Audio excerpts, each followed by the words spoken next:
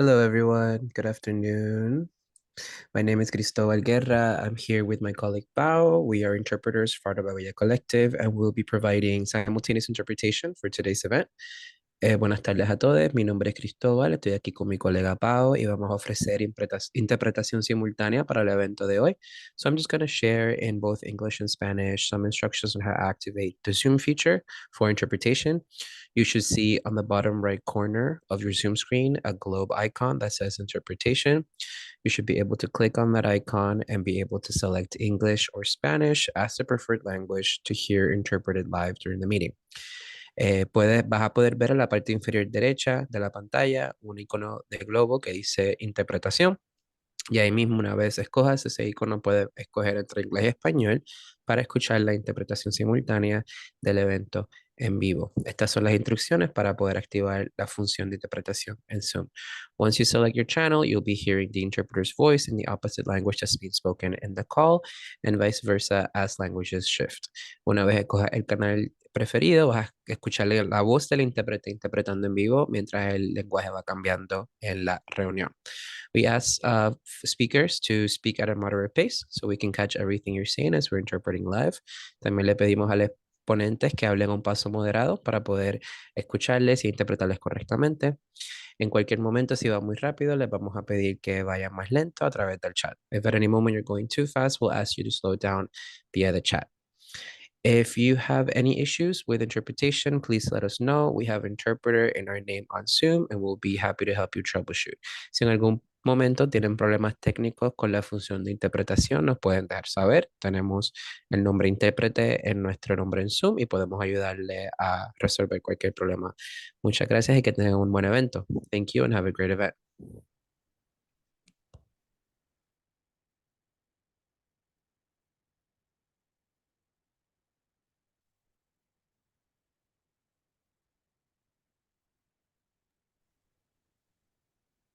Hello, my name is Mary Thomas, and I am the Director of Programs at the US Latinx Art Forum.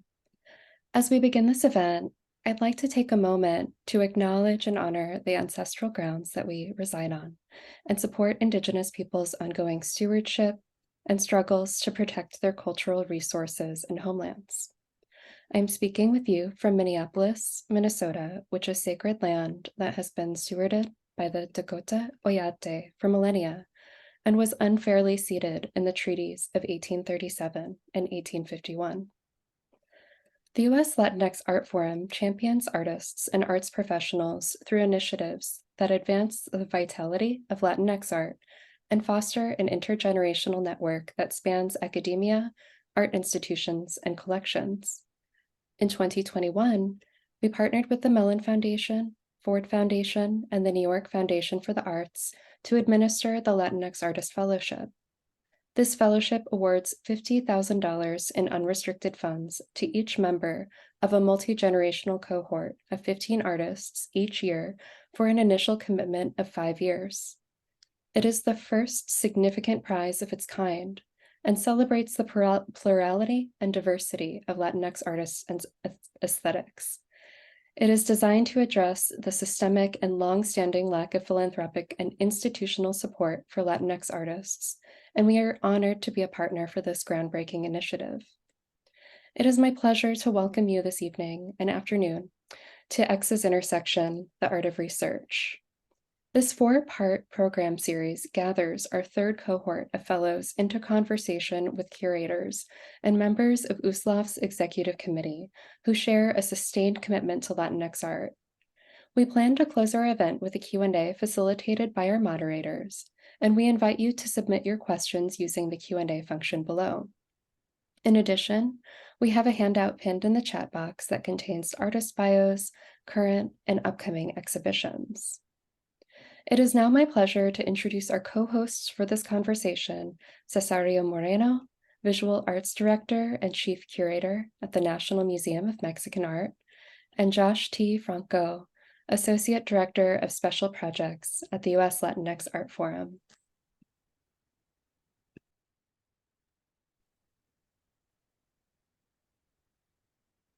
Hello. Today we're going to enter into 3 separate conversations with 3 Latinx artists. One is in Ponce, Puerto Rico. One is in Santa Fe, Nuevo Mexico, and the other one is in Chicago, Illinois. We'll meet each one of them individually while we see their work. And then all together, as they emerge and engage one another for about 20 minutes. After that, you will have the time to ask questions. We will answer some of them. Please put those questions into the chats so they can be selected for the last portion of this event. It is now my pleasure to introduce the three artists. Briefly, a shortened bio. Diógenes Ballester is a renowned visual artist, self-described archaeologist, writer, and educator who has lived in New York for 42 years and whose work uncovers ancestral knowledge and cosmology through the act of researching cultural objects and symbols. Next is Daisy Quezada Ureña. She's a multidisciplinary artist who creates ceramic works, installations, and artist books that thematically connect to ideas around identity and place in relation to social structures that cross imposed borders.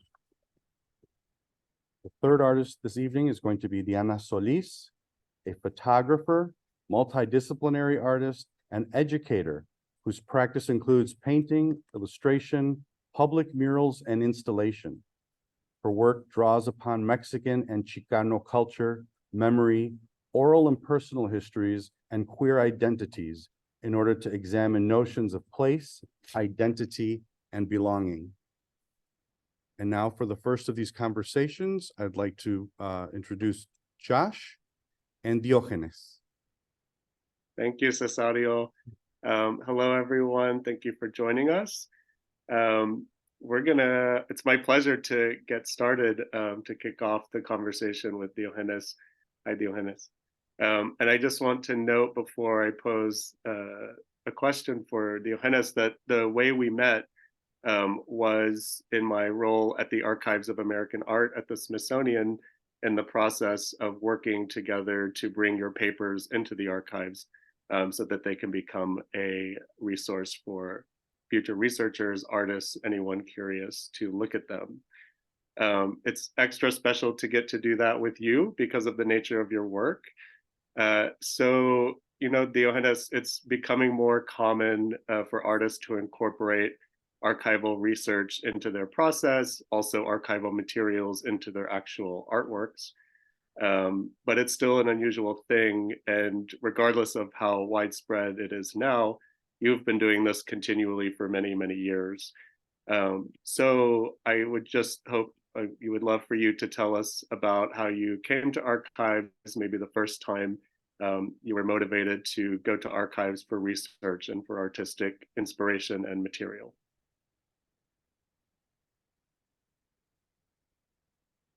Sí, bueno, escribí un trabajo, una presentación, porque aquí hay tratos diferentes en las diferentes instalaciones, como yo comencé a hacer este tipo de trabajo.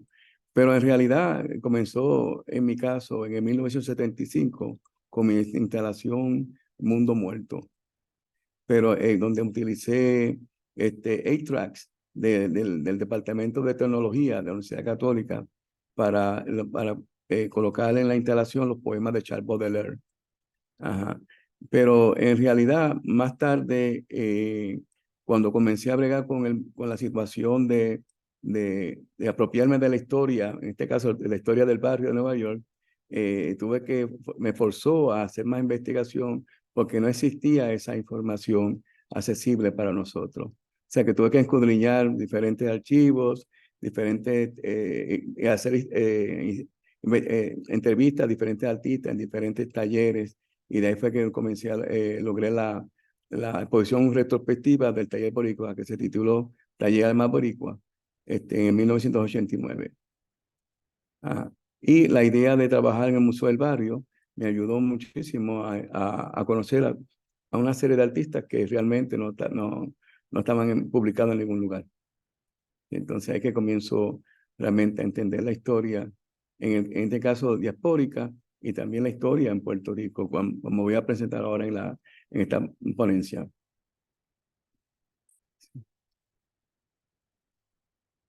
Yes. Thank you. I'm glad you found those archives. Sí, sí, gracias. Ahora puedo leer la presentación o quiere hacer otra pregunta. Oh, no, this is the space for you to expand on your work and what you have. Yeah, definitely. And for us to look at your slides. Ah, perfecto. Bueno, deseo expresar mi gratitud al Foro de Arte Latinx de Estados Unidos y al Museo Nacional de Arte Mexicano de Chicago por invitarme a participar en un programa público denominado Serie X como intersección el arte de la investigación. Básicamente centraré esta conversación en 3 proyectos de instalaciones relacionados con el desarrollo de mi proceso artístico a lo largo de las 2 últimas décadas como arqueologista. En primer lugar, abordaré brevemente mi declaración como arqueologista. En segundo lugar, mostraré cómo señalar este encuentro en 3 de mis proyectos de instalaciones. Primero, Memoria de la Naturaleza, el ritmo de la vida, presentado en el Museo de Arte de Ponce en 2016 al 2017. Segundo, Manifestación Ancestral, en 2016, la 8ª confesión incluida en la exposición concurrente titulada Confesiones Ancestrales, Evidencia Histórica de una Ciudad, presentada en el Museo de la Historia de Ponce en el 2006 a 2007, y Portadora de Historia, Poseedora de Sueños, 2007, presentada en el Museo Nacional Católico de Arte e Historia de la Ciudad de Nueva York. Continué este proyecto artístico con la exposición titulada Registro Libre, Encuentro, Mitología y Realidad, presentada en el Museo de Arte de Puerto Rico en 2008. Y tercero, Altar de la Libertad, Habiendo Caminos en Todas las Direcciones, presentada en la Universidad de Notre Dame en 2013 como parte de la conmemoración de la visita del doctor Martin Luther King a South Bend 50 años atrás. Me llamo a mí mismo arqueologista. Mi arte ha evolucionado a lo largo de los últimos 30 años, centrándose en recontextualizar la historia y ofrecerla a través de mi arte al servicio de la creación de significados a medida que avanzamos hacia una nueva era. El final del siglo XX y los albores del siglo XXI han traído consigo cambios y retos considerables. Hemos pasado del postindustrialismo a la globalización, caracterizada por el aplanamiento de las diferencias, y a lo que algunos denominan post-globalización, caracterizada por la aparición de nuevas diferencias. Estos cambios han provocado una ruptura en la forma en que antes creábamos significado, y nos han dejado nos han dejado preguntándonos en qué creemos y en qué tenemos en común, ya sea política, económica, moral o espiritualmente. Estamos a la deriva. Así, al igual que un arqueólogo estudia la historia de la humanidad, descubriendo y analizando artefactos y otros restos físicos, el arqueologista utiliza estos descubrimientos para crear instalaciones artísticas que cuenten historias de nuestras historias, nuestros antepasados, que puedan servirnos de guía en nuestra búsqueda del sentido actual. Considero que el papel de un arqueologista es como el del ave fénix del mito egipcio. Nace de la destrucción de lo que fue, lleva las cenizas al templo del sol y abre la puerta a una nueva era durante los 500 años siguientes. El papel de un arqueologista, como el de un griot o un egregor, es influir en el pensamiento y la conciencia a través de la influencia sinergética de la producción artística. Un aspecto importante para un arqueologista, como para cualquier exploración, es la investigación. La investigación nos ayuda a descubrir, interpretar y revisar el conocimiento humano.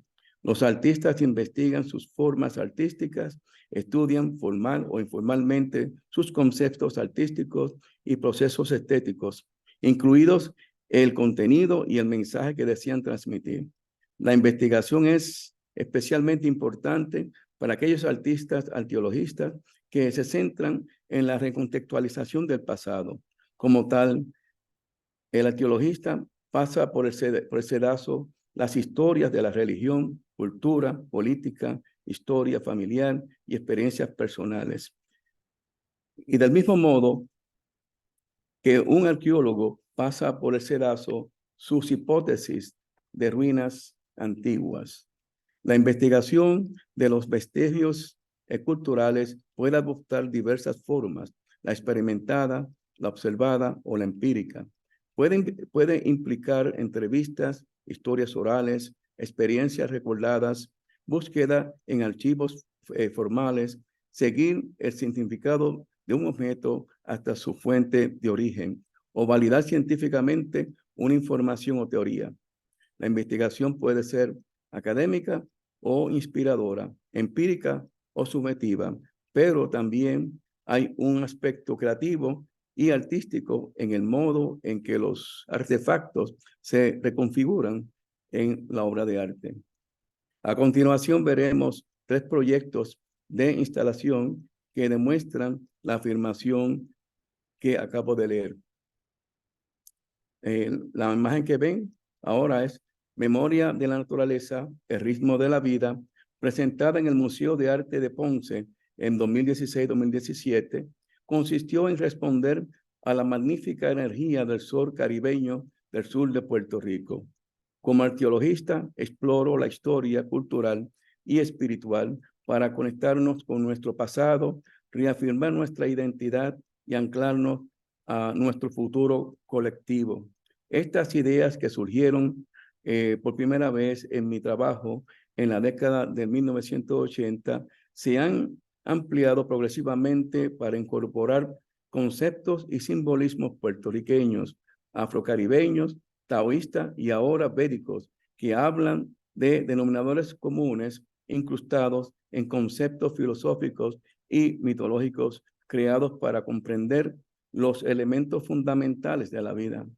Memoria de la naturaleza, el ritmo de la vida, revela más que los objetos que la componen, más que el tragaluz arquitectónico del Museo de Arte de Ponce, que deja que la fuerza del sol caribeño inunde el espacio, más que las paredes de las salas orientadas hacia los 4 puntos cardinales que definen el espacio bajo el tragaluz, más que las 4 grandes pinturas en cáustica llenas de figuras, imágenes y colores de significado cultural y espiritual que cuelgan de esas paredes, más que las pinturas de ensamblaje circular del suelo que destaca la energía sincretizada afrocaribeña y la energía infundida de los taguas perfectamente rodeada por el círculo de bronce del suelo, más que el reloj universal digital presentado en Internet que dirige la atención a determinados cuadros según lo determina el tagua, más que el manifiesto de mí como artista que declara un significado derivado de la búsqueda de la verdad, más que las imágenes combinadas en el Internet de las piezas del suelo, el manifiesto, y el proceso digital del movimiento del tiempo, más que la suma de todas las partes. Se trata de energía, en particular de la energía encarnada en los símbolos de las creencias sincréticas de los taguas, de los taínos, de los puertorriqueños y de los afrocaribeños. Incluye la energía interactiva que fluye dentro de las partes y entre ellas. Pide un enfoque diferente con cada nueva dirección de los tahuas, con el movimiento del público a través de la pieza de suelo, pretende ser representativa de las energías vibrantes y primordiales de la naturaleza. Habla de los elementos fundamentales que nos sostienen. Emula la respiración de la vida. ¿Estoy bien en tiempo? Sí. Okay.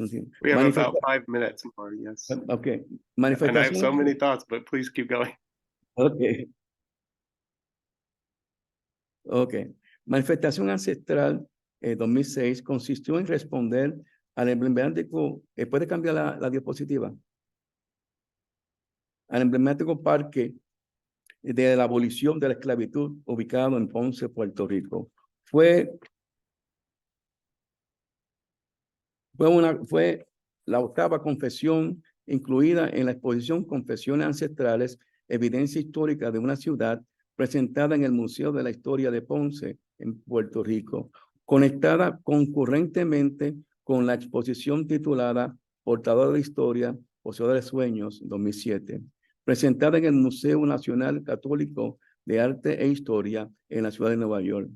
Continué utilizando el antiguo registro de esclavos de 1852 en registro libre, encuentro, mitología y realidad, presentada en el Museo de Arte de Puerto Rico. Manifestación ancestral 2006, una instalación que consistía en la escultura de un esclavo poderoso e independiente. Sus cadenas de esclavitud yacen rotas a sus pies. Sostiene en sus manos un barco de africanos cautivos, en el que se destaca la influencia y la cultura de África que se transmitieron a Puerto Rico y al resto del Caribe. Creé la escultura en respuesta y como reinterpretación de la conocida escultura del esclavo liberado del Parque de la Abolición de la Esclavitud de Ponce, que conmemora el fin de la esclavitud en Puerto Rico. La escultura del Parque de la Abolición de la Esclavitud está arrodillada en una posición agradecida, pero subordinada. Esta posición siempre me molestó cuando era joven y crecía en Ponce. Quería crear una representación de nuestra poderosa herencia cultural africana. En la instalación se incluye sacos para transportar café desde las montañas a través del puerto de la playa de Ponce hasta el mundo exterior. Mi padre era un estibador y cargó muchos sacos de café en su espalda mientras estibaba los barcos como un negro orgulloso y libre. En la exposición del Museo de la Historia se incluyó el registro de esclavos de la villa de Ponce de 1852, cedido para la instalación por el Archivo Histórico de Ponce. El registro de esclavos consta de descripciones físicas, objetivas y subjetivas de nuestros antepasados.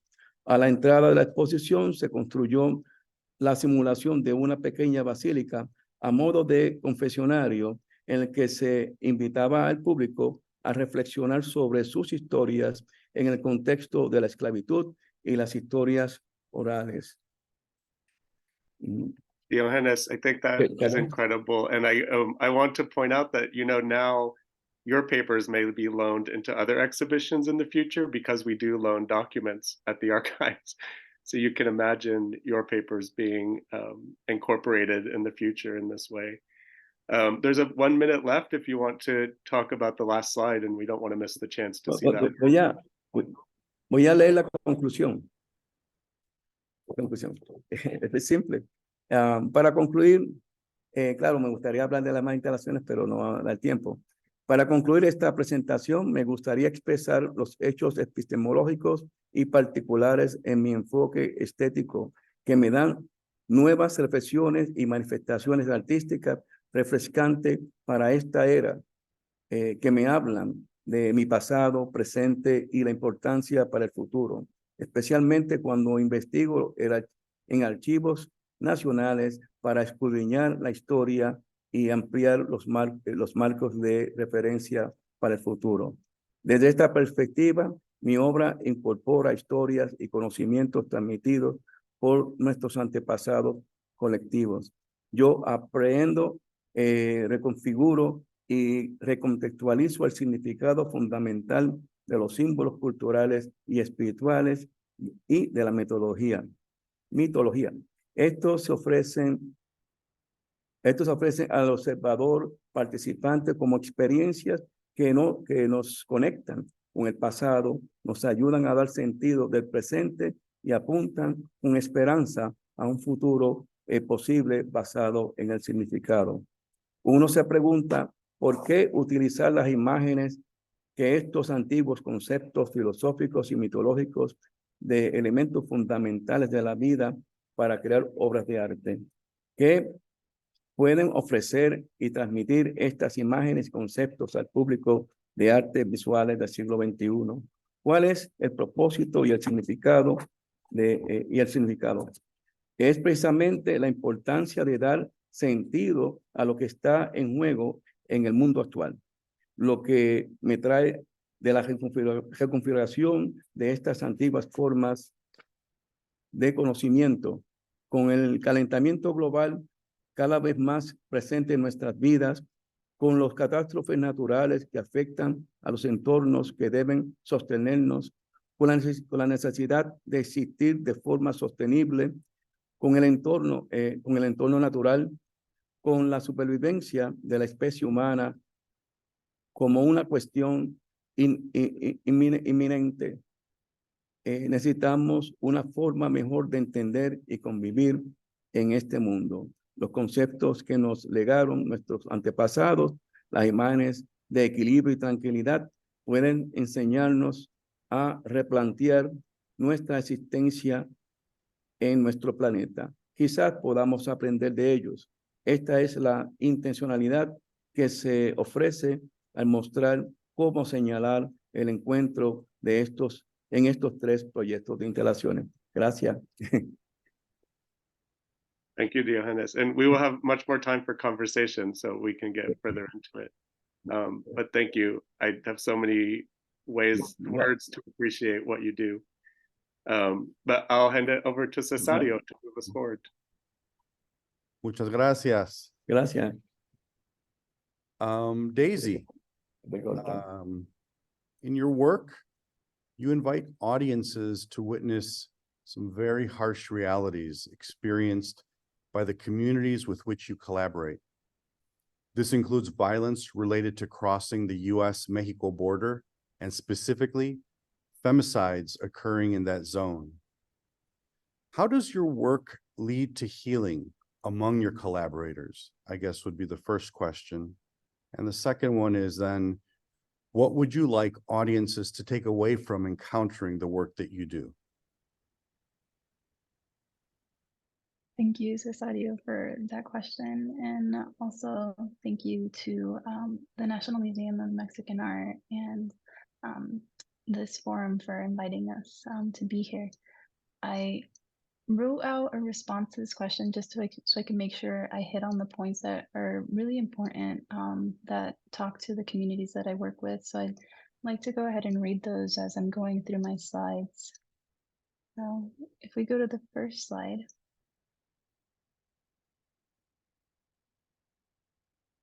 Thank you. So recently, I was south of the border having a similar conversation with artists there. And one thing that struck me that felt sincere and was a reminder that recognizes this practice is not independent of itself, but a relation among multiple people and the places that can be specific to Mexico and the United States. It has an intrinsic characteristic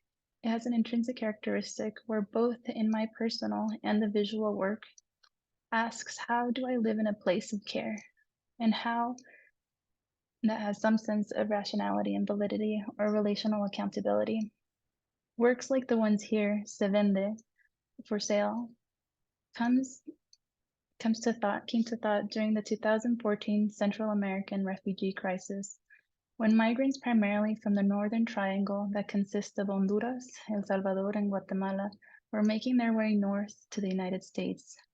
Through aggressive deterrence tactics that utilized the media as a form of dissemination, defamation and distortion took place. The US financially backed countries like Mexico in an attempt to mitigate this human crisis and described by President Obama, which was difficult to acknowledge, that I am a participant because of the place I reside in relation to this country, as much as one is engaged with NGOs or offers other supports and aids.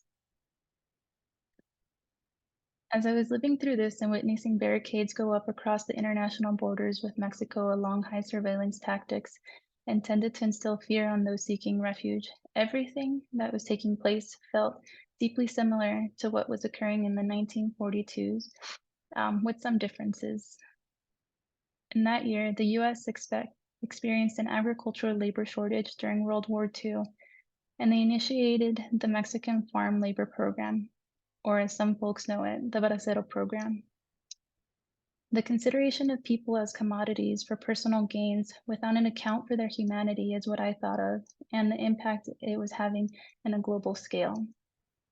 Both my grandparents were a part of this program, and in part, that's what brought my family here to the States. Growing up, sharing stories were a big part of my upbringing, and hearing my grandparents remember this time, working the fields, both in the States and Mexico, taught me many lessons, some more lightweight than others. Thinking about their time as braceros, my maternal grandpa would share about his weekends while working in southern New Mexico as he was preparing for the coming week. He recalled grabbing a ride just south of where he was working to pick up a chicken that would later become his meal for the week, and then headed to a local bar that was across some railroad tracks. He wasn't allowed to bring the chicken into the bar, so it stayed outside tied. He would go on to share other memories como pasó esto y esto más, without reservations or filters at times. Some people find this unsettling, but I hear his sincere self when he's sharing these stories. Having lived in this area during my youth, I became familiar with the areas he was talking to, more specifically that he was living in and working around Vado Nuevo Mexico in Anthony, Texas. This memory taught me might be a bit more laden with humor, but these sharings were never absent from struggle and the experiences faced in this region. They were always critical, that push through polarized chambers that media frequents. During the early mornings before a pajarete or leaving for the day's work, there is always sharing. It can be the chisme of what happened the day before, or the critique of the news that is being heard on the radio. The media literacy shared among my family, who wasn't afforded an opportunity to pursue schooling, is a reminder that knowledge and understanding is outside of institutions as well. They were all aware of their histories that they were coming from and the impacts that were affecting our families and communities, both positive and negative spectrums. This knowledge and sharing continues to come from a place of compassion that seeks to reconcile. This brings me to the next slide, where the work Árbol de Violencia recognizes gender and violence inflicted on female identifying bodies along the US-Mexico border region. In a similar space to the Me Too movement that started in 2006 and the ongoing MMIW epidemic of sexual violence, this work comes from a space of learning of the femicide affecting those south of the border and how this was carried out in various acts that included homicide, rape, assault, and robbery. The Sonoran rape trees were among these.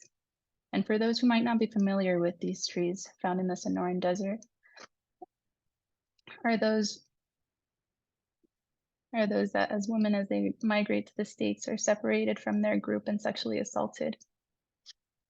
As an additional claim over their body, their undergarments are taken and hung on trees as signifiers of this violence.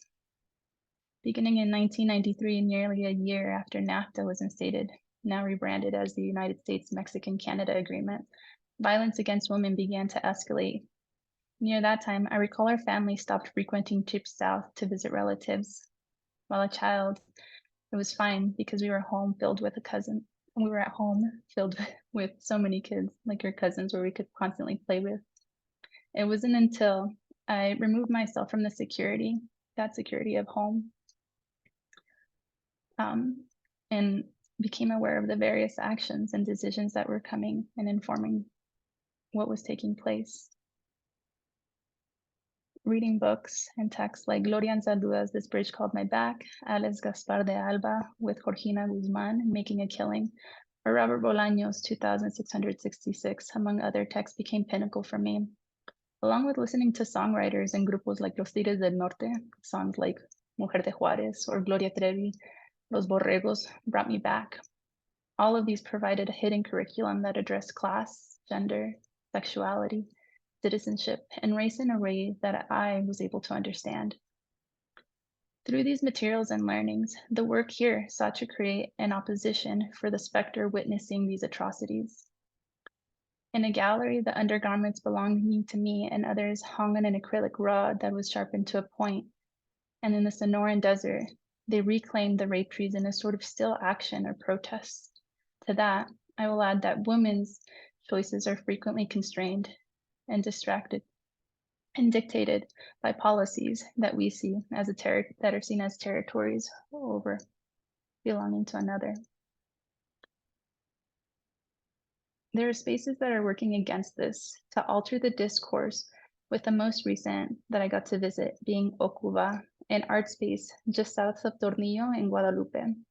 There, a group of artists are acknowledging histories, these histories such as these, but also seeking to change the discourse and opportunities afforded to them by revitalizing south of the border. It's a painful history that needs to be acknowledged, but if we only name the problems without constructive focus on a resolution, I feel we lose sight of what it is that which can be made, that makes this humanity worth living, that gives us some sense of purpose.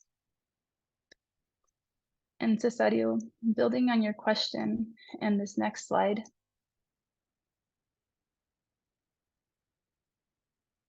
the diaspora that exists here in the United States, as shared by youth in Aurora, Colorado, through downtown Aurora Visual Arts and Santa Fe, New Mexico at Monte del Sol in the Academy Above Learning's EOL program. Reflecting on this work and the deep-sightedness it creates for both me and I hope all who are able to contribute and witness it, allowed for a possibility of vulnerability. The physical impact it had moved through emotions of gravity and responsibility. Desplazamiento contención, or in English, displacement containment, brought together stories of youth that shared on how the perpetual geographical shift related to economics was impacting insecurities within their communities. In a similar way, you might think of Palestinian children growing up in Gaza under Israeli occupation. Being with these youths, our lives and races and histories were one. In examining this through a form of liberal pedagogy, this visual and social history offered testimonials and witnesses to their own families and cultures across the Americas. We moved away from a nostalgic framework that could be paralyzing to one of presence. In our being with each other, we talked about tortillas, then the future Trump administration, and sports. They tried to get me to play soccer, which I'm horrible at, pretty bad. And I frequently fall due to poor foot-eye coordination. But we were present with each other. And in those moments, we were there we weren't facing punishment or censorship. And that provided us tools for learning. I think that to live and to be with love, which these youth that I work with for this work showed me, is to be with others and to open your eyes and inspire you to be you. And if that is expressed in art and action, or simply being with others that share similar care and commitment, we need to be honest about our past histories and tell truths, even if they might be negative or ugly or misconstrued by media. I think it's simple actions like being here today, listening to Ignacio and next Diana, that I hope provides something that we can keep and hold on to. So, Cesáreo, thank you for that question. Thank you. Thank you for that beautiful answer. We'll have time again after this last presentation to have a conversation and follow up on some of these ideas that have come through. Thank you again, Daisy. Yeah. The third artist this evening is Diana Solís. Diana, your photographic portraits often remind me of the long history of portraiture in Mexico, particularly the 19th century genre known as costumbrismo.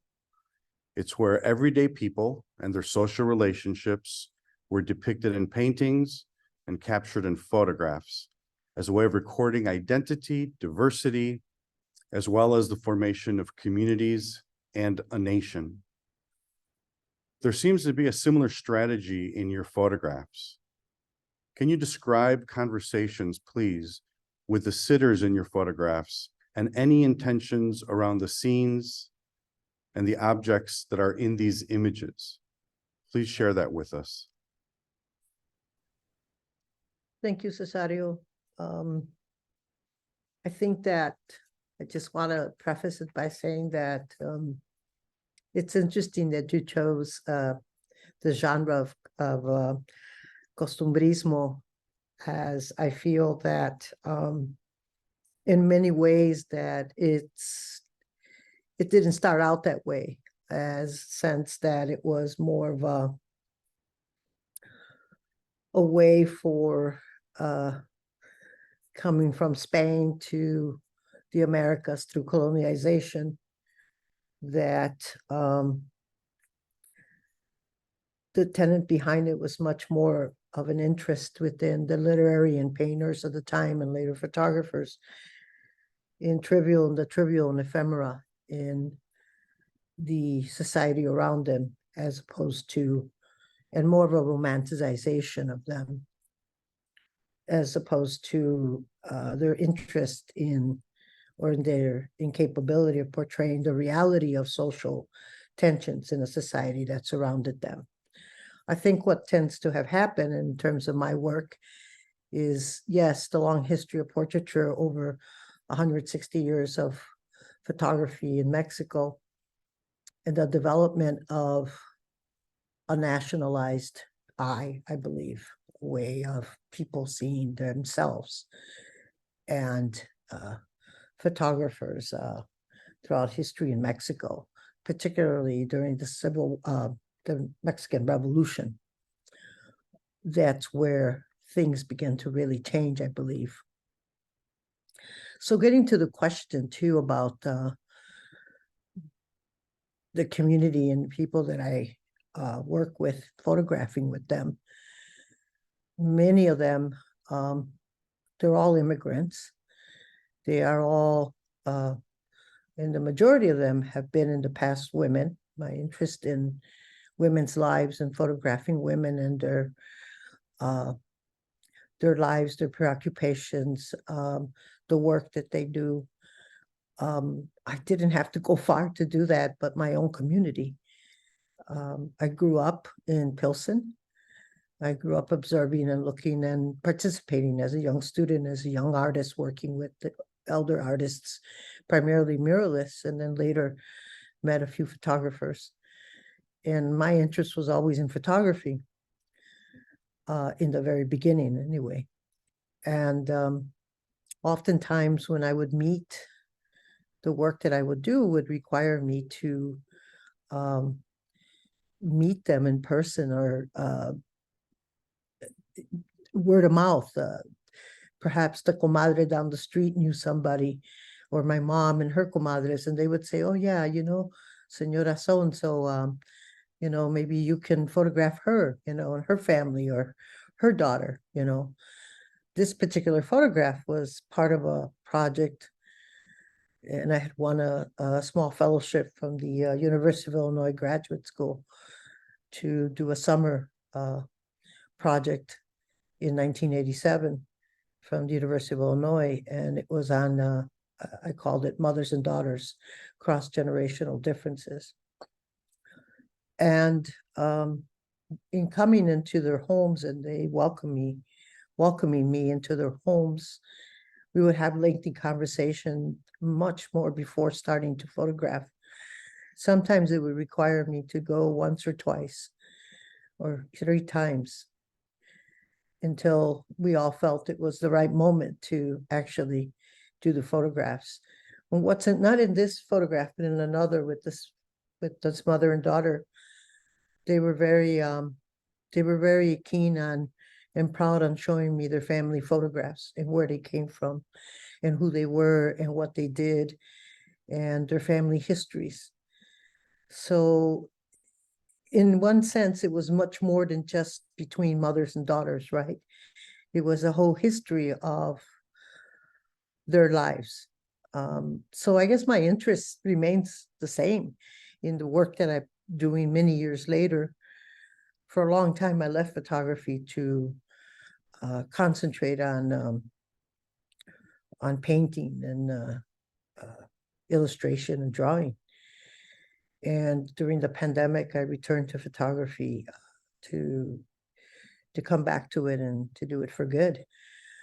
I think something inside of me in the moment was right, and also the way I think a lot of us were feeling during the pandemic. Kind of like encerrados, right? You know, closed in. A lot of food for thought there and things to do. So once picking up the camera again in 2020, I couldn't put it back down.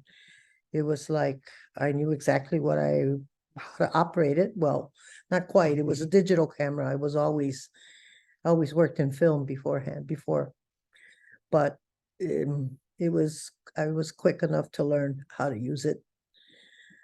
So their homes, and I continue to work, as you'll see in another, the second slide, if we can go on to the next one. Again, I'm photographing, it's very similar, photographing people I know, people in and around me in my environment, or friends of friends, referrals. In this case, this is a project, a long-term project on kinship and chosen family amongst 2 groups, the community, LGBT members of the community, and also just the community in general, and the idea of what does kinship and what does chosen family, and how does that, what they think of it, and how does that play a part, if it does at all, within their structure, their familial structures, whether they're traditional structures or non-traditional. So in that sense, I'm really interested in hearing from them what they think about it, who they are, and how they present themselves. I think for me, what's most important is having a lot of conversation, sometimes breaking bread with people, eating, having breakfast or lunch, way before the actual. So it's a very slow way of working. It's what sometimes we call slow photography, which is not bad, actually. It's a good thing, but if you're not on assignment, I'm not a photojournalist right now. My background's in documentary and photojournalism. I'm doing a lot of portraiture. Again, I'm returning to things I have done in the 80s, in the 90s, particularly the 80s. I'm sort of coming full circle and returning and realizing the similarities of the type of work that I'm doing. In this case, working with people like Moni Pisano Luna, who's a trans activist, educator, and artist. But the difference here is that I'm going back more than once. I'm doing this over a period of time, photographing them. And it may not be in their homes anymore. It may be outside. It may be with their friends, their partners. Their bedroom. We talked about the cover on the bed, which belongs to their mother. And they are things that the mother has not used, and they have taken it over and made it their own and use it. And it also reminds them a lot of back home, of Mexico. the plantitas, as they said, as they told me. They were very important because these were all gifts from people, friends, people in the community. And those are the things that you notice in photographing someone in their place of either work or home. Oftentimes this is called environmental portraiture, but it's a little more, I think, in this case, is how they situate themselves in their space and how they feel comfortable with their space. And on the same hand, it's a question of them feeling comfortable with me, being there as not so much a family member. I think at the end of a lot of the projects, this project in particular, I've been working on it since last year in August. I almost feel like familia with them as we become more familiar with one another, and look forward to having our time together in our sessions. These are not like, photo sessions like a headshot or, formal portrait, but there is a formal quality to these. They're not exactly snapshots. So I'm very aware of how I work and the formal qualities that are imbued in a lot of my work because of the way I was trained as a photographer. And again, it's also direction and point of view. One of the things that I would like for people to get from my work is I would like my work to make an impact on the community and outside of the community. I want it to be asking more questions than telling just a story that someone can just take in. I think that once you put work out, no matter what you do, people have their notions about it. And they're not all going to be perhaps in agreement with what you initially intended. But one of the things for sure that's here, it was there in the older work and is now, is the intentionality behind it. That it is about telling a story, but it is also about the people themselves watching me while I look at them. And they're telling me how they want to be seen, more so than how I want them to be seen. And that's tricky because it takes a lot of, comfort. It takes a lot of talking. It takes a lot of, am I doing this right or am I imposing myself? I constantly ask questions like that, even though I feel very confident in what I do. I still have to ask myself these questions. And sometimes we take long breaks because there is, jobs, there are other things in people's lives. People have a life. And so I'm not constantly there on top of them. I would like to be there more often if I could, but I too myself have other things to do. This is a work in progress, a work that is in its very early stages, even though it was started last year, because it's been very slow. Things have been slow. And there are several people involved in this project. There are several members of the community, and everyone is very excited about this project. The people who are participating with the project, I consider them as collaborators with me and not so much as me being someone who comes in there and I'm going to tell them what to do. There is some minimal direction, perhaps, when someone says, how do you want me to sit? Or should I could see that the light is not coming in right. Maybe perhaps they need to move a little bit, but it's really the way they want to be seen. And I truly respect that. And I think it's really hard to balance those things in something like photography at times. We can go to the next slide. Again, this is part of the project. These are Vani and Juan. They are two artists. I know a lot of artists, surprise. But they are very, they have a very great friendship. They're very tight with one another. Vani actually no longer lives in Chicago and moved back to California, where they were from. Juan is still here, and he's a painter there. They are a painter. And I just photographed one the other day in my studio, something totally different, more like studio photography. But I think the thing is that how do I, with this project and the two of them, one of them living in California and the other living in Chicago, how do I reconcile that in the terms of the project? And do I have to shift my focus or have a shift in this work, you know, with them? Probably, I think we're discussing that and hoping that Vani will come back to Chicago, even if it's for a visit. I think I would love to just travel to where people are at and work with them, but it's just really difficult to do that. I don't know, what was the other part of your question? I'm sorry, I'm just.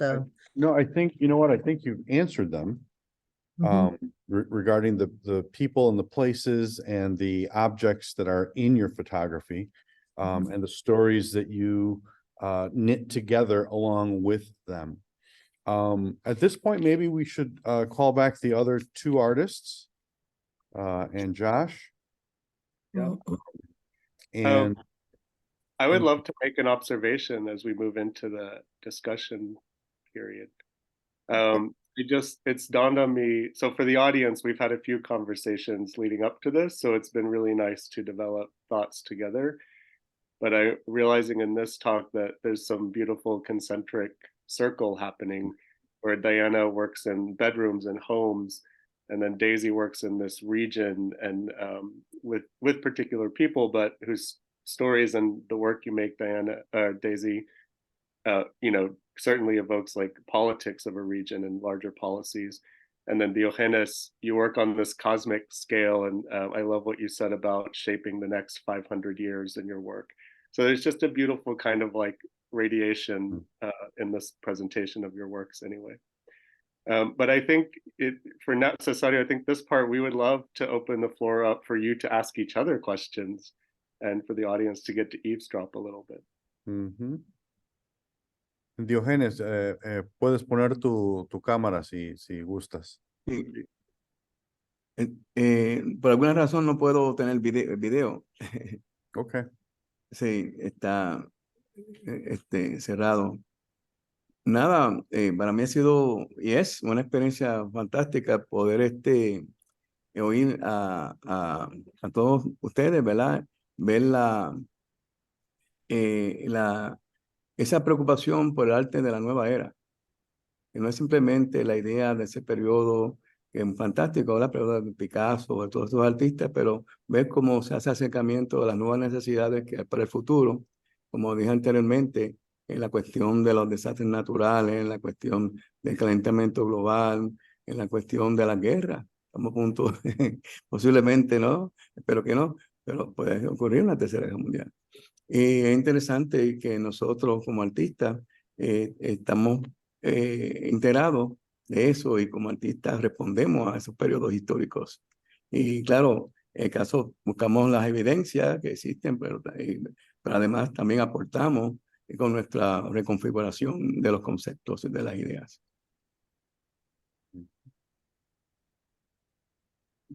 No sé si tienen algo que decir en cuanto a esa temática. Sí, porque los bordes han cambiado, la vida ha cambiado. Ya no nos circunscribimos a un espacio o a otro espacio. Es como esa idea global, me interesa más hablar de la cuestión de la multipolaridad, de que tenemos una esencia identitaria en diferentes regiones del mundo, en vez de un control absoluto, ¿verdad? Y homogéneo, ¿no? Como digo yo, absoluto, un control absoluto de nuestra representación política y social mundial. Yo creo que estamos cambiando. Siento yo que nosotros, muchos de nosotros, estamos cambiando cómo se ve el mundo a través de nuestra obra, nuestro trabajo. ¿Por qué? Porque viene desde nosotros, desde nuestras experiencias, como gente de color, como gente que ha pasado a través de muchas cosas, ¿no? dentro y afuera de la frontera, lo que se dice que es las fronteras, ¿no? Y estamos también rompiendo esquemas y visiones antiguas o colonizadoras, ¿no? A través de nuestra obra y nuestro trabajo. Y creo que eso es bastante importante, ¿no?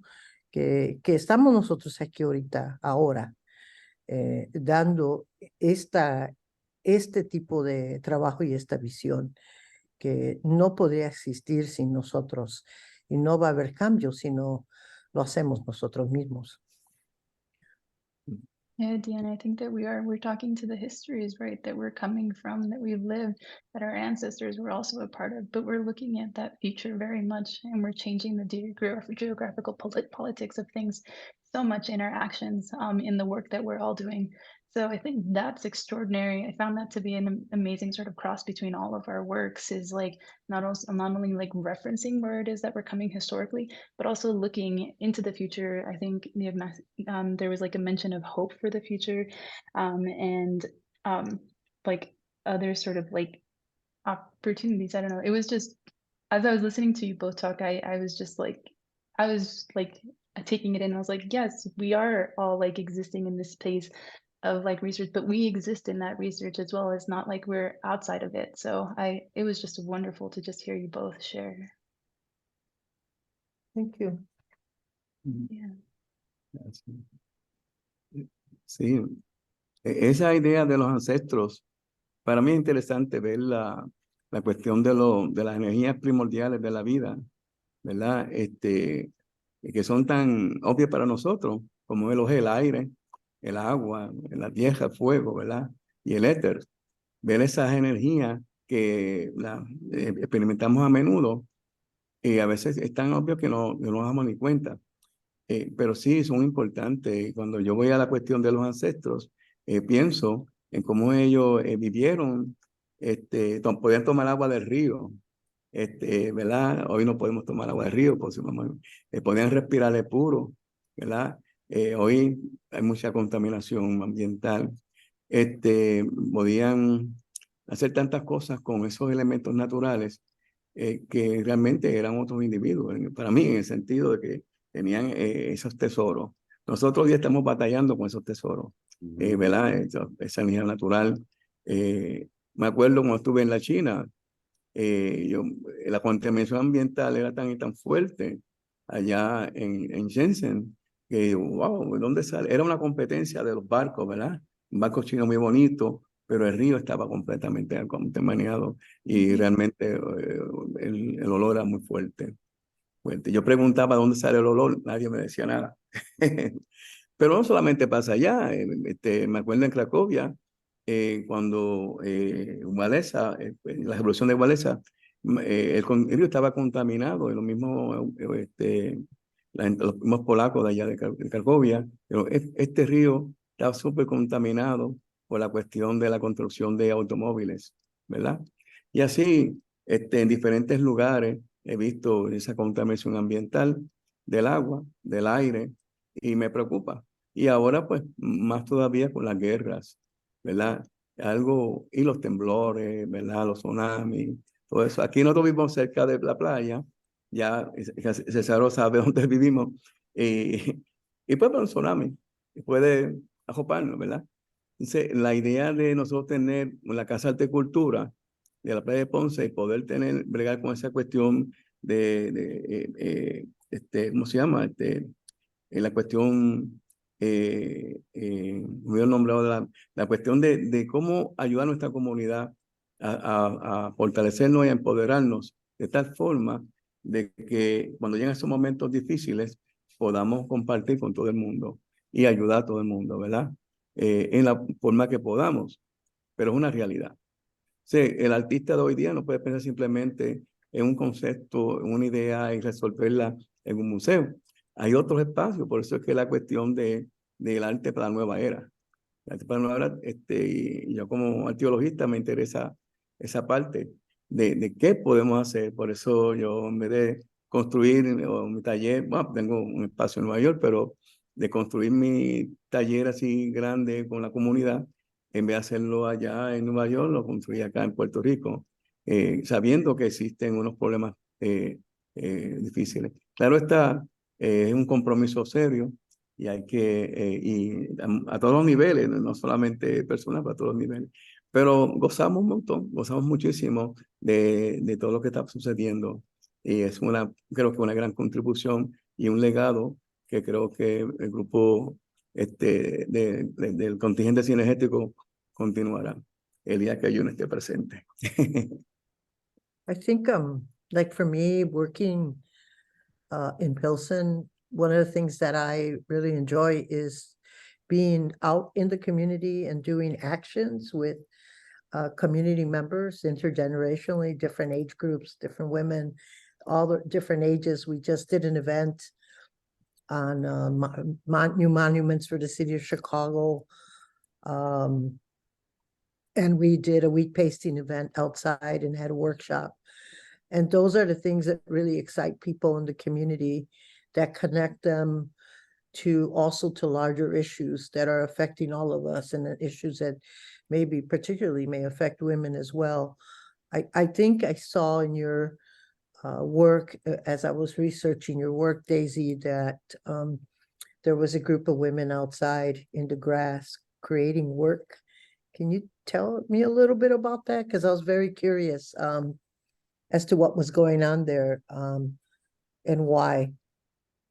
Yeah, thanks, Leanna. That was a project I didn't get to share it on the slides here, but that was during the pandemic, and that was going out into public spaces and having these conversations where we created this sort of sense of hope a little bit more. I think we were all isolated, right? We were confined and we could only be with each other. So I created these like little clay kits that we distributed to like youth across Santa Fe.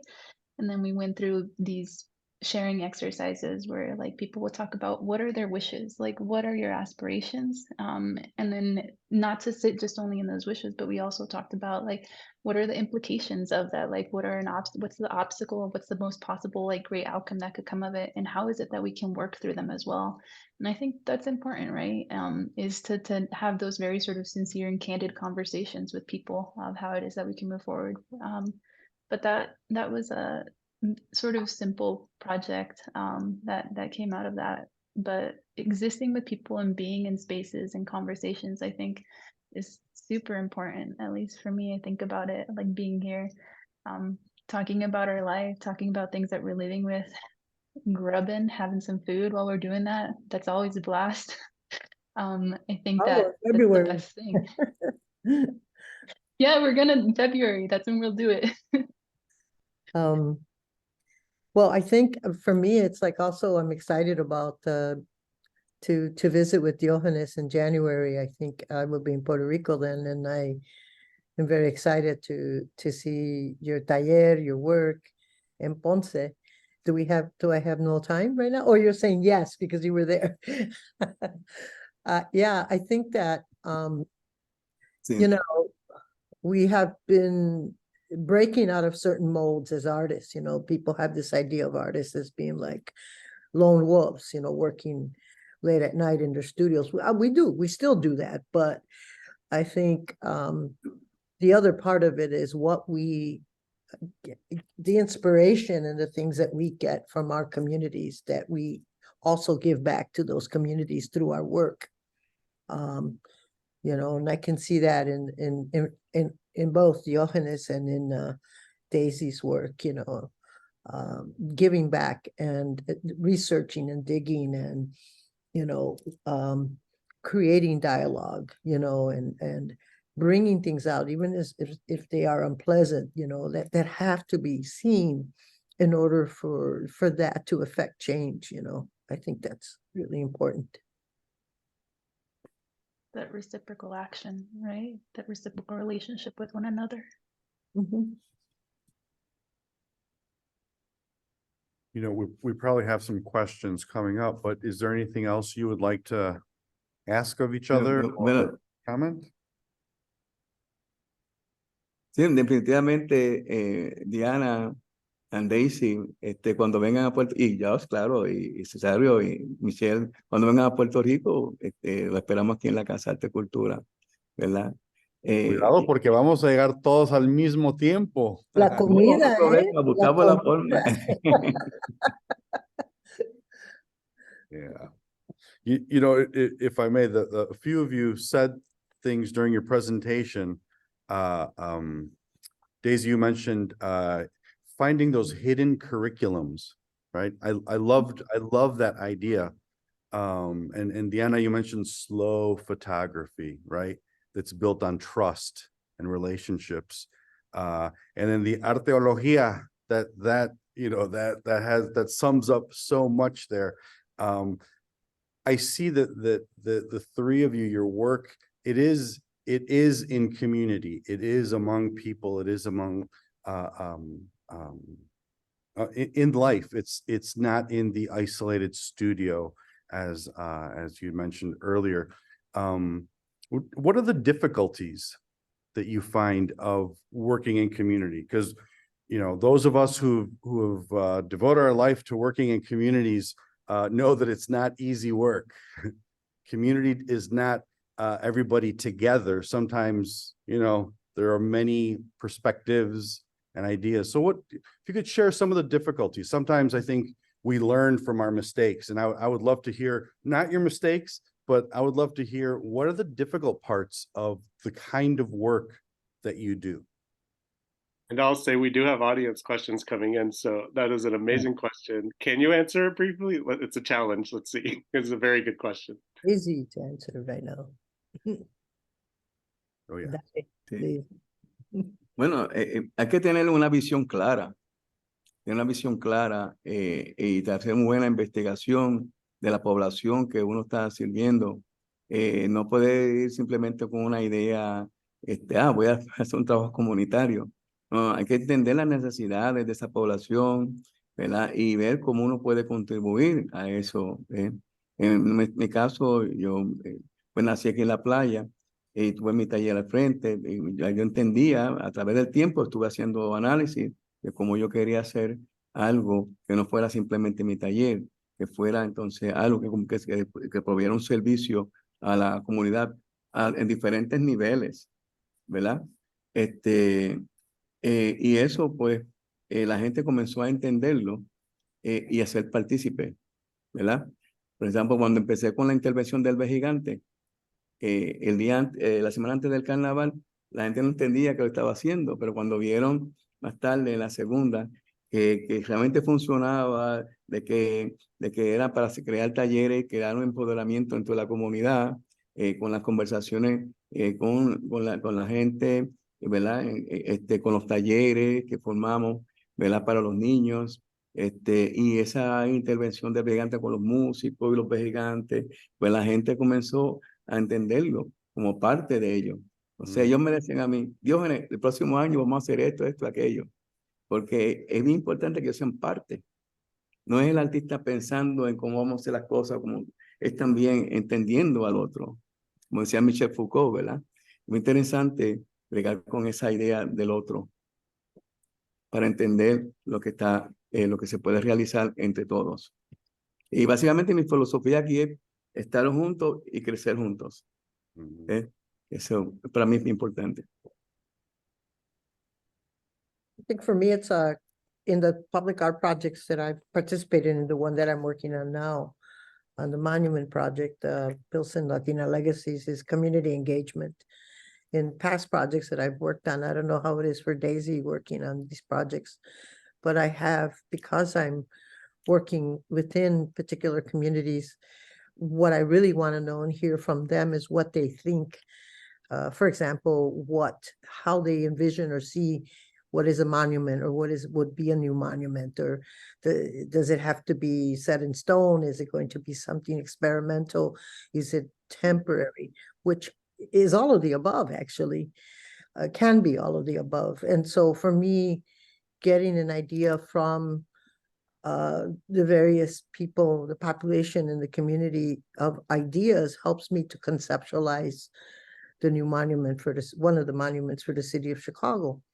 And it's a tall order, so I'm really nervous about it. Let me tell you, but I'm also, honored and grateful to be able to do this kind of work.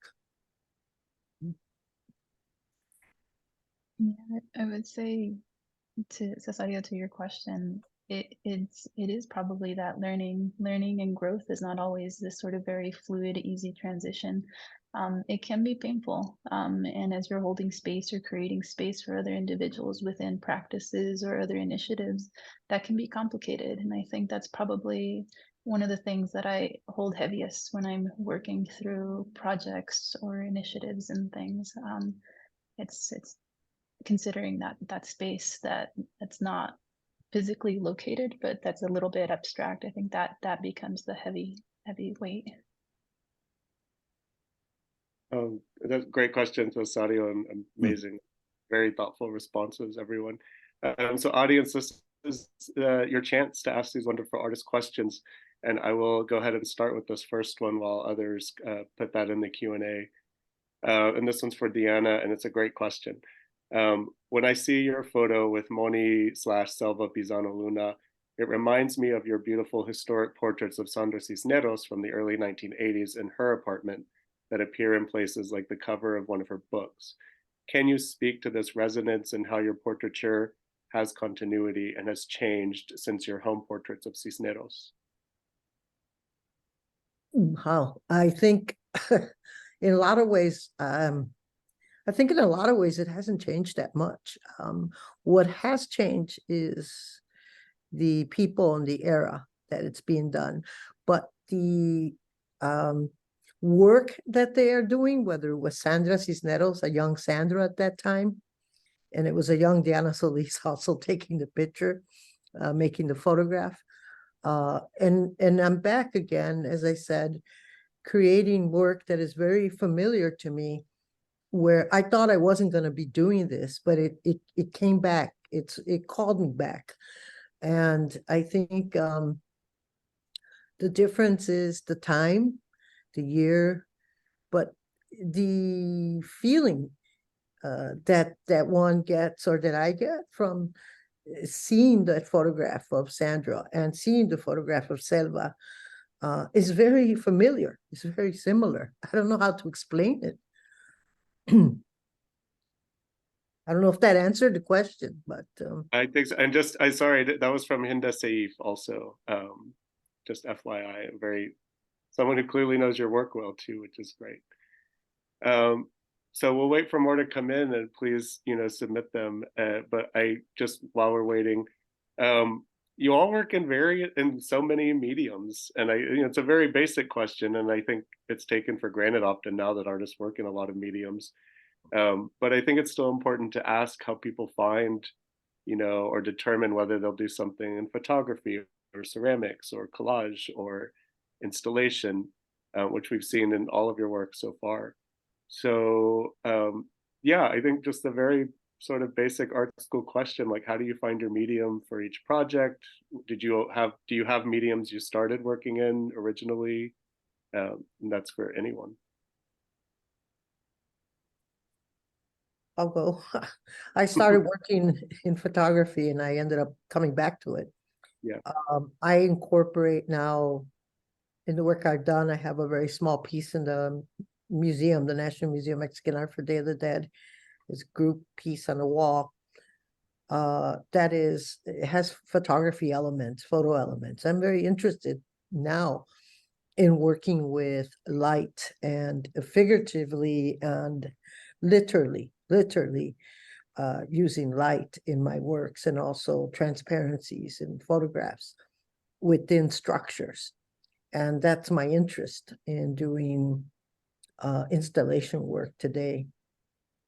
So it covers a few things that I've done already. It's not totally new and different, except with the exception of light, working with light. I was remembering, Diana, when you talked about that you took a break from photography during your sharing, and I was like, that was like me when I was like still coming out as artist.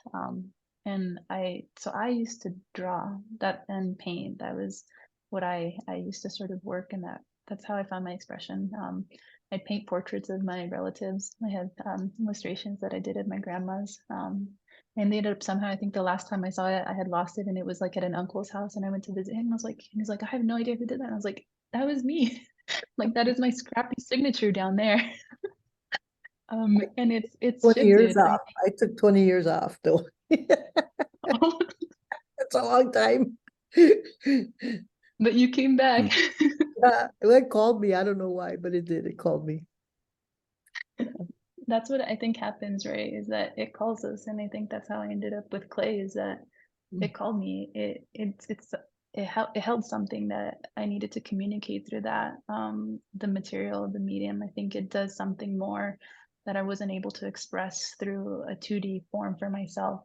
And that's how I ended up in that space. And I also moved through different areas as well. Like the collective that I'm a part of, Present Cartographers, we've done art book publications, and that's trying to find a different way of gathering stories and information that can be recognized, that sometimes aren't recorded. And I think it's, yeah, trying to identify the best way in which one feels that needs to be externalized. So that's how I. So you use slip casting? Is that what you in your work? Yeah, I use clay. So it's a different form of slip casting. So you take the slip and you apply it to the textile, the garment, and it's usually, it has to be, and it's important that it's on someone's body, because I think our clothes tends to read our movements, right? The way we hunch over, the way we move, the way we kind of stretch, it carries a lot of our identity into the work that we're making, and that I feel for me very much gets translated and omitted into that clay material when it gets fired out. So yeah, this is the art nerd stuff I wanted to get. Pero también, cuando uno responde a ciertos aspectos, por ejemplo, cuando yo respondí al Parque de la Abolición de la Esclavitud en Ponce, me molestaba algo, ¿verdad? Pero entonces tuve que ir a los archivos, encontrar que sí realmente existió esa identidad africana en Puerto Rico, de que existía una situación dada para que se construyera esa escultura, pero que aún así mantenía ciertos aspectos decorativos. Entonces, ahí pues comenzó a responder con una escultura que la hice en el mismo museo. Comencé en el patio y la gente me decía, ¿cuándo vas a terminar el negro? Y, yo no sé, entonces le falta algo al negro. Y era el barco que traía esos cautivos africanos a Puerto Rico, y uno de ellos que se lanzó, que es nuestra diáspora. ¿Ves? Pero así de tantos proyectos, pues me parece proyecto porque realmente estaba respondiendo a una escultura. Pero hay otros proyectos que respondo a libros, ¿verdad? A otros proyectos que respondo a pintura. A mí me encanta la pintura en cáustica. Yo he trabajado por mucho tiempo la pintura en cáustica. He trabajado grabado al buril, a todo eso. Pero cuando llega el momento de armar una exposición o de un concepto, pues a veces el medio no es suficiente. Entonces, la idea de armarlo con diferentes componentes, pues es más interesante por mí porque estoy hablando con la narrativa, ¿verdad? Con ese discurso que me interesa proyectar.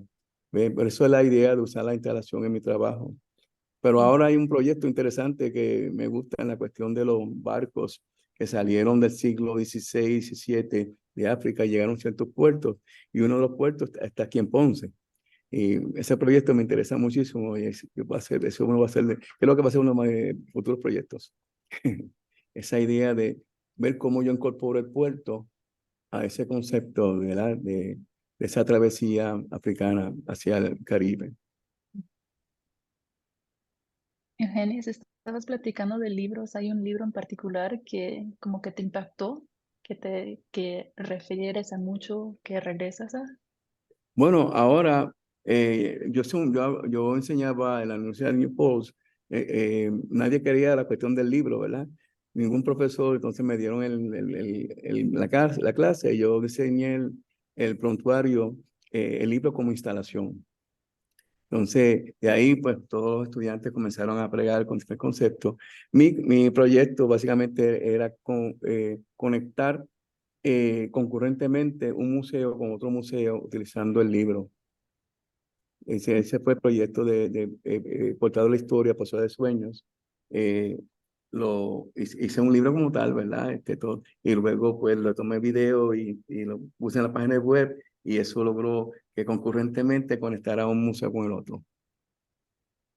Y pues, y el proyecto así me interesa mucho, pero ahora estoy trabajando, mi esposa, ella falleció hace 2 años, y ella era, además de ser psicóloga, era poeta, y yo heredé todos los cuadernos, todas las poesías, entonces estoy trabajando en eso, poco a poco, para hacer ciertos libros que van con ciertas pinturas y ciertos ensamblajes, sí, pero son libros de artistas que van conectados a eso. Pero tengo otros libros, tengo un libro de un poeta neoyorquino que escribía sus libros y se lo olvidaban en el software. Y hice una instalación sobre él y le preparé unos libros para esa instalación. Se llamó Roberto Ortiz Meléndez, le decían Bobby. Those are amazing. So we have one last question. It's a really good one from Teresita Romo, who is always being the best witness and challenger and documenter of artists. And let's make it lightning round maybe too. So is there new medium or mediums that you are interested in working in, one that you have not worked before? And all that, is there one that you've been afraid to work in that you haven't yet? And maybe this is the challenge. Good one. New medium, light, using light as a vessel, using light as a way to help encapsulate or spread some of the ideas within a structure, whether it's indoor or outdoor, and I'm a little bit afraid of it, but I've been using it very gingerly and learning more about it and want to learn more. Yo he estado bien interesado en el internet. Yo estudié arte y computadora en Wisconsin en los 80, 83, 84, 85. Pero la tecnología cambió tanto y tanto. En aquel momento era, podíamos programar low resolution, ¿verdad? Pero como que me perdí un poco en la cuestión del internet y he estado aprendiendo a hacer con páginas de web para continuar mis proyectos que llevan esa idea de las exposiciones concurrentes. I've been thinking about more. Can I say that computer grade art is the biggest challenge for archives right now also? So I'll be there with you. Daisy? Oh, I was just gonna say probably industrial equipment on the other spectrum of it. Like heavy machinery equipment is something that I'm interested in, like the physical labor is something that I'm interested in. Well, what a great question, Tere. Thank you. And thank you everyone for coming. And thank you, Diógenes, Daisy, and Deanna, all the Ds, for this fantastic conversation.